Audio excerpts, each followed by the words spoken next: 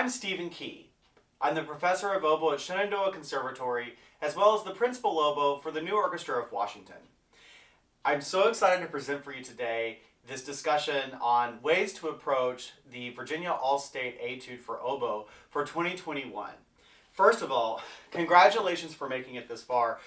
Many of the districts in the Virginia area are highly competitive. So to already have made it to this round, you have a lot to be proud of. So congratulations again. The first thing I'd like to bring up is just generally how I approach auditions. When I know I have one coming up, things I need to keep in mind when preparing.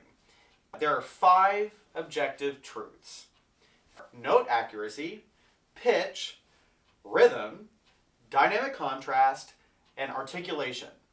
These are things that are either right or wrong. Now, with that said, diving into this particular etude, let's talk about a few more ideas. I'll be going more in depth with this too in a moment. So, when you're looking at a new piece and you've got 3 weeks to learn it, we want to be very efficient with how we approach it. These are the different categories that I try to consider: time signature, key signature, accidentals, difficult technical spots and the fingerings to support them, rhythms, articulations, dynamics, and the musical suggestions that composers put in. So, in this piece in particular, if we look at the first section, time signatures, fortunately this year the etude only has 2. Everything is either in 4/4 or 3/4. This makes life a lot easier, especially if, for those of you who played last year, that etude was pretty difficult. The next thing would be key signature. Generally speaking, this piece is in C minor. While yes, at the end we end in C major, throughout most of the modulations are going to be related to C minor in some ways. This is helpful because it allows us to predict some of the notes we're going to be playing. Accidentals. There are a lot. Now, fortunately, since this piece is mostly tonal, a lot of the same accidentals are going to be coming up. So I highly recommend when you're first learning this piece to kind of comb through it with your finger slowly and looking for these accidentals and really letting them sink into your head. A really good bar to look at is bar 11. I think that bar probably has the most accidentals in it of all of them. But yeah, if you just take your time and look through that, I think you're going to be fine. Difficult technical passages. For me in this piece, it would be bars 8 and 9. So in bar 8, it's just that you've got 6 straight beats of 16th notes, continuous 16th notes, and they kind of go all over the place. So this is a good time to talk to your teacher about how to practice technical spots in music. For me, what I like to do is start out slow and really make sure that I'm playing with 0 tension in the hand and that I really have control over everything that's happening. Really get everything right.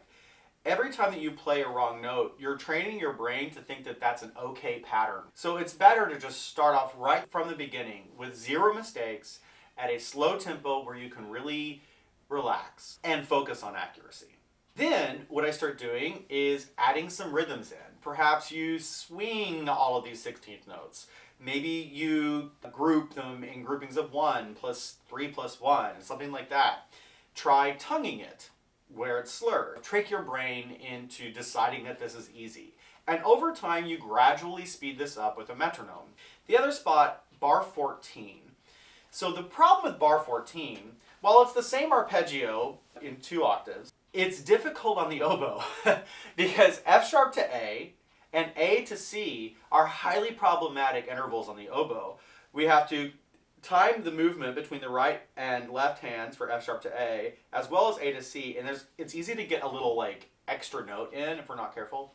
So give yourself some time to isolate just F sharp to A for a bit, kind of wiggling those 2 notes back and forth, and at different speeds, definitely slow, but also fast, just to see if you can get that timing just right. And then do the same thing with the A to C. Regarding fingerings, there are a lot of opportunities to decide between left F, forked F, left E flat, all of this. You're definitely going to want to use a left E flat, for instance, at the beginning, going from C to E flat to D flat. It's pretty necessary there. What I recommend is when you're going through a piece like this and you have a short amount of time to learn it, pull out Mr. Pencil and actually mark an L above the E if you know that that is going to be a left E flat. Draw a little pitchfork above the F if you intend to play a forked F. And then when you practice it, play it that way every single time so that you aren't guessing when you actually have to submit the recording. Rhythms. So, to me, the most difficult part of this etude is the rhythm. Right at the beginning, we have a dotted quarter followed by 2/16, and then this rhythm is repeated a lot throughout, including right after it. Most of you will likely try to play the 2/16 a little bit too early. To anybody who judges these, that is a quick no for us. So, what I recommend to fix that, really do subdivide. Practice this at first with a metronome set at eighth notes so that you get a very clear idea of where the 16th notes fit. And then when you actually take the metronome off, keep that subdivision in your head. That will prevent you from playing the 16th notes too early and thus shortchanging the dotted quarter. Bars 11 and 13. There is a famously difficult rhythm here. In a triplet, you have a dotted eighth followed by a 16th followed by an eighth note. So mathematically, the 16th note technically follows directly on the and if we were thinking in two, but we're not thinking in two.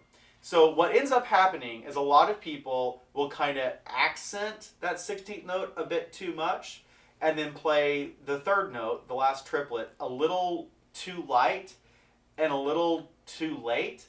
And as a result, you just end up with an eighth note and 2/16. Da, da, da, da, da, da, da, da, da, da. So what we need to do is bring that last triplet closer to the 16th, play it a little heavier, P.S. that's marked tornado, than the 16th note. And then you'll end up with da, da, da, da, da, da, da, da, da, da, right? So I think it's both in the timing of the third note and in the weight of the third note, and then also the lightness of the 16th. And then the last thing rhythmically to discuss is transitioning from bars 13 to 14. You have a triplet to 16ths. The difference between triplets and 16ths is not a lot. Many students are probably going to approach this bar and like totally take off on the 16th notes. So what we don't want to hear is dee da da dee da da dee da da dee da da da da da. Right? Yeah, low key heart attack. So don't do that. Practice with a metronome. Really figure out the difference between a triplet and a 16th, and know that 16ths are much slower than you think. This is only marked allegretto. The highest that they want you to play it is what, 96? So 16th notes aren't super fast at that speed. Get used to that there. Articulations.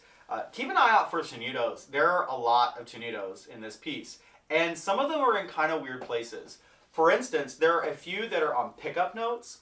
The reason I bring that up is that most of us tend to play pickup notes somewhat lifted or maybe even quasi-staccato. So this kind of goes against our habits.